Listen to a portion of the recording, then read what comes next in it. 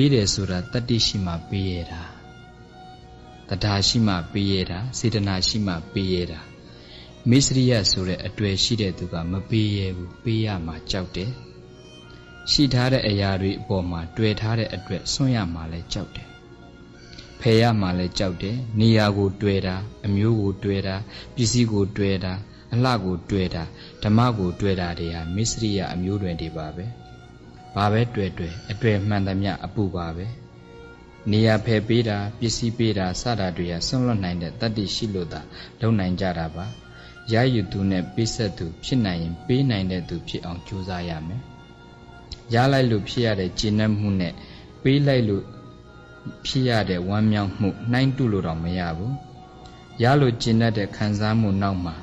စိုးရိမ်မှုတွေပူပန်မှုတွေရှိတတ်တယ်ရှိလာတဲ့အရာတွေပျောက်ပြက်သွားမှာပျက်စီးသွားမှာစတာ